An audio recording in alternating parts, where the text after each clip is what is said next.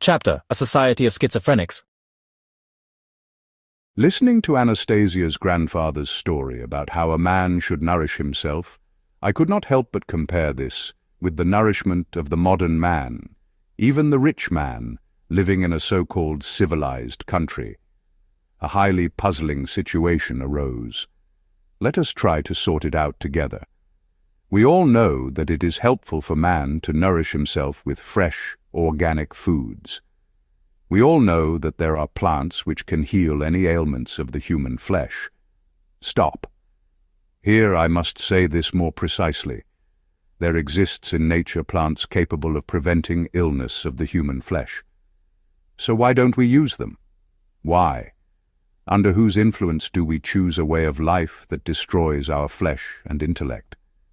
Someone must simply be mocking us, forcing us to call this way of life civilized as well. If we use the terms civilized country and civilized state, meaning by this a community of people who have achieved a definite and, of course, correct level of development, then this development should be reflected in matters of nourishment, not only as well, but first and foremost. Now let's visit a supermarket Russian style, a store of a modern civilized state. Those who have not been in Western countries may visit ours. In the big cities, the assortment of goods among them does not differ very much. We will see that most foods are handsomely packaged and have a long shelf life. We will see many dried, frozen, and concentrated foods. This entire assortment cannot be called fresh food. Also in the supermarket, we can see vegetables labeled fresh, tomatoes, cucumbers, and so on. Pretty to look at. But now it has become well known that these are hybrids, specially cultivated to preserve a good appearance for a long time, while significantly losing out in quality to normal, natural fruit. In European countries, nearly every adult knows this. There, a network of stores has appeared whose signs say that the goods offered there are organic, whose cost is approximately 5 times higher than in ordinary stores. Consequently, society has recognized that in the conventional stores, many more in number, the foods are not organic. Now let's call things by their proper names. Society has recognized that most people eat foods that harm health. Stop. How then can we call ours a civilized state? Can people of a civilized state really consume poor quality food harmful to their health? A more accurate name for a state like this is an imbecile state, or a state with a duped population. In the imbecile states, which Russia too is trying so hard to resemble, a precise system for duping the population has been carefully articulated. Look at what is happening. Man tries to nourish himself with poor quality foods and becomes ill. He then falls into the hands of the system called healthcare. The system has at its disposal a huge number of medicines, hospitals, and research centers. It is a paid system. An enormous amount of money circulates in it. We are told that it is constantly improving. Pay attention, though. According to statistics, every year the number of sick people grows. Moreover, new illnesses are appearing that have never been encountered previously. Many new psychiatric illnesses have appeared, and there is now a fashionable profession, the psychotherapist. It is reasonable to ask why the population's health has deteriorated in civilized states. Doesn't healthcare itself play a role in this deterioration? That man's health has deteriorated. There is a fact that every person who so desires can be convinced of if he compares data from different sources. We were talking about not only his physical state, but an even more dangerous factor, his psyche. One has only to break away from the incessant, monotonous news, which keeps us from thinking seriously about the essence of what is going on, and one can, to put it mildly, doubt the normality of the majority of the population in so-called civilized countries. One can view the way of life chosen by society as a symptom of schizophrenic illness. Judge for yourself. For example, a man living on his own homestead wants to eat an apple. What does he do? He goes out into the garden, picks a fresh fruit, and eats it. Now look at the actions of someone else living in a city apartment in a developed state. He too wants to eat an apple. The man takes his money, goes to the store, and buys an apple, but it's no longer fresh. Someone else grew that apple, then packed it in a container. Someone else transported this apple in a truck or on a plane. Then someone else built a store and put this apple on his counter. All of the operations, from cultivation to sale, are recorded, accounts are kept, and taxes, duties, and other fees are levied. In this way, a whole chain is set in motion in which people supposedly engage in business. They give people like themselves the chance to taste the fruit of an apple tree. Furthermore, before the person tastes this fruit and satisfies this need, he has to work somewhere to get the paper money that pays the entire artificial chain that stands between the branch of the apple tree and the consumer. And society considers this a normal phenomenon. It does not suspect that someone wanted very much to lead people away from their true purpose and force them to engage in something senseless. People were led toward this absurdity gradually. It couldn't be done quickly. If it had been done quickly, then even a slow-witted person could have seen the delirium of what was going on. You just have to picture the paradoxical nature of the situation. One fine day, you decided to go to your apple tree, as usual, and pick a fruit.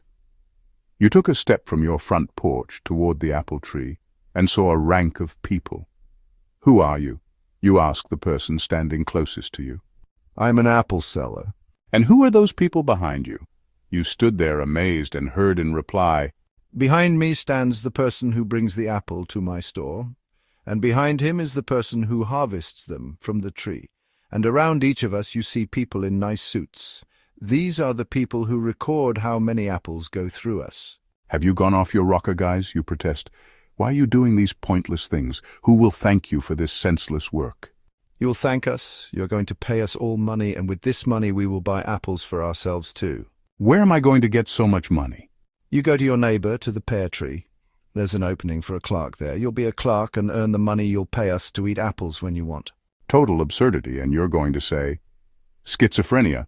Of course it's absurd, of course it's schizophrenia." But something similar has already happened to us. The most obvious conditions for a healthy life should be set forth in the form of a treatise. So here it is. Small treatise.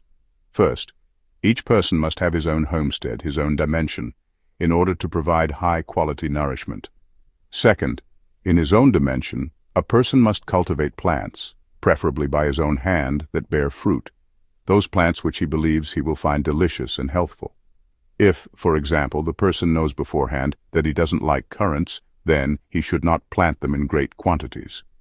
In all, no more than 300 types of perennial plants should be planted on a homestead. I will not repeat myself on the unusual ways of planting and interacting with plants. I described them back in the first book, when Anastasia was talking about summer people. Of course, such a thing cannot be brought about in a single year, but, say, in 2 or 3.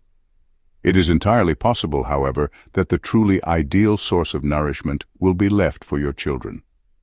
Third, a person must wake up every morning and take a walk through the plot of his homestead, and if the desire arises, eat a fruit or berry or herb that has ripened at that moment.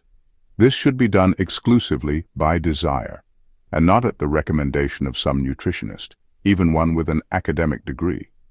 Once your body has come to know all the tastes of what grows on your homestead, it itself will compile the ideal diet for you in the quantity, quality, and season for partaking of nourishment. You must go out on your homestead not only in the morning or at hours strictly determined by someone else for taking nourishment, but when you get the urge to eat. Under modern conditions, many people cannot live permanently on their homestead, even if they have one, but they should visit it at least once a week. In the event of illness, before taking medicines, best of all is simply to go for a few days to your native dimension and spend time there.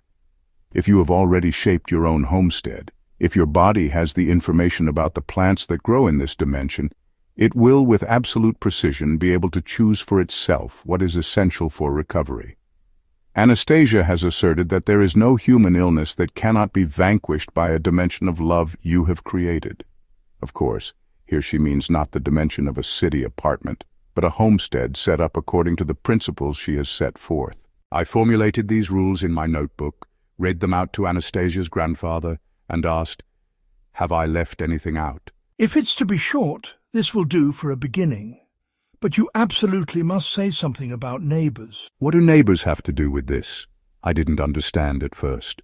What do you mean? Her grandfather was amazed at my question. Think for yourself. If right over the fence of your homestead a factory is emitting lethal cinders and gases, and the winds bring these ashes onto your homestead, what will you be breathing? No one is going to build a homestead next to a factory. I objected and fell silent. I remembered. In Novosibirsk, summer people had plots just 500 meters from a tin refinery, and in Germany there were farmlands next to 8-lane highways.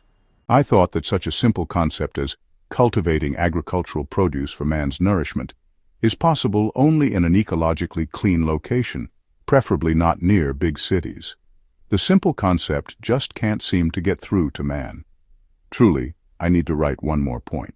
Fourth, your homestead must be located in an ecologically clean zone.